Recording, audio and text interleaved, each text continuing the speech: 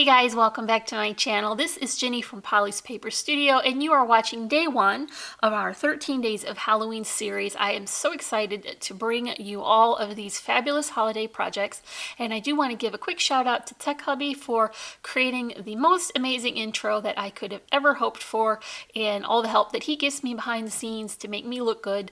So we're going to create this retro-inspired card using some ephemera from my stash and some new to me plaids that I got in the stash that I ordered last month. The inspiration for this project was this ephemera pack that I've had for quite some time.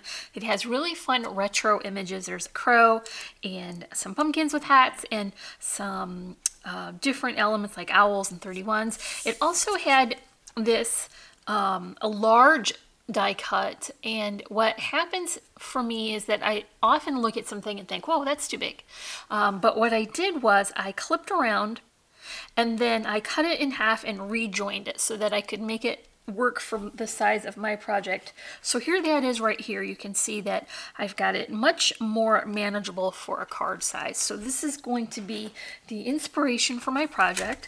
I have used some of the plaids that I had picked up in that large haul a month ago, and so I'm going to combine those with the retro images to create this card. This is a 6x6 card base, and I have already finished the inside with the papers and then left room to add a sentiment, so I'm just going to begin layering the pattern papers first onto this card base. Here is that first plaid. I'm going to combine two today, which is crazy, but it's going to work, trust me. This has a very soft kind of, it's not super loud and contrasty, and what I like about that is that it's just going to create a nice background for the next few layers, and I'm matting that in black. And I'm going to do that for all of the layers coming up because that will keep the patterns from looking too busy. So here is our base layer, and I'm going to bring in this one. So why does this work together? Well, this is very dark and contrasty, and this is not. And then it is a different scale. So this is quite smaller, and this is large. And then this goes on a diagonal, and this is straight. So these are going to work together, and I'm just going to use this as a band to run right down the center. So I can use that plaid on either side to create a nice border, and that goes there. And what I'm going to do first is add that fussy cut image, and really it's just meant to be in place of generally I would put a large die cut doily down on the bottom, and this is going to give me a spot to land those focal images and make them look like they are intentional. So here is the frame, as it were, and then I'm going to add this spiderweb. This was part of that collection as well. I just used my Pitt pen and I inked all the edges so that the core wouldn't show, and it makes sense for my arrangement to kind of offset it here so that it doesn't get totally lost under the layering. Here is going to be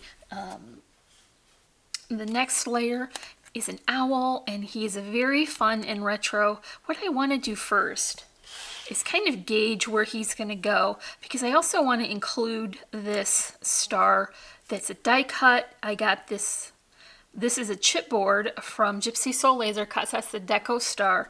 I think it just brings a sparkle and some texture to this, so I think I want to have that star right there. I'm just going to add that with a bit of hot glue.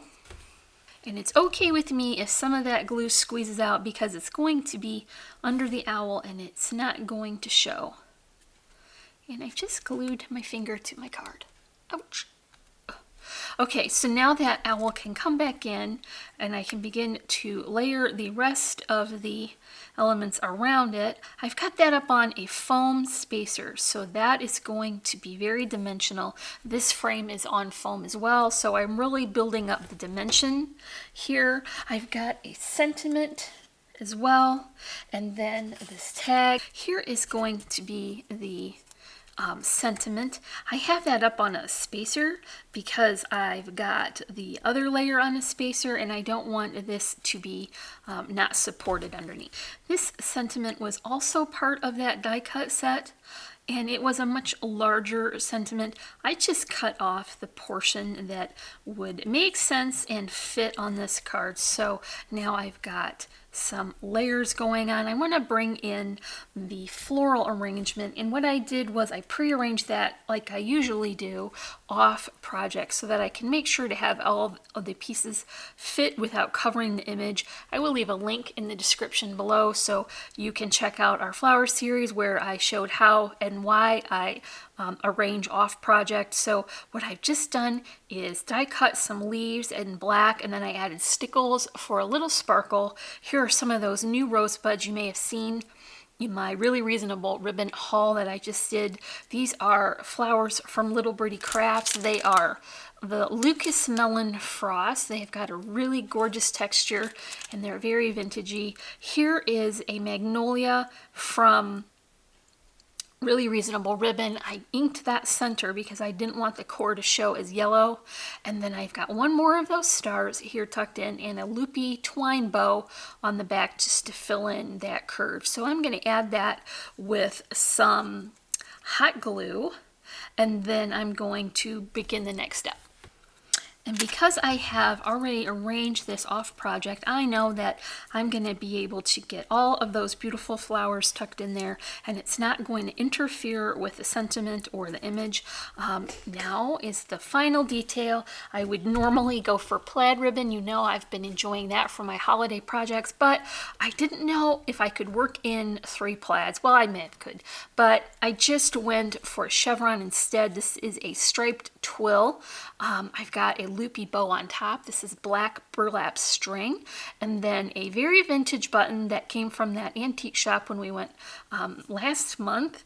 And so I have got this set to go right there. I'm going to add that with a little hot glue, and I'll be right back. So that is it for day 1 of our 13 Days of Halloween series. I've created a beautiful retro inspired greeting card using some ephemera from my stash and some new plaids that I just love layering. If you enjoyed this video, make sure and come back tomorrow for day 2.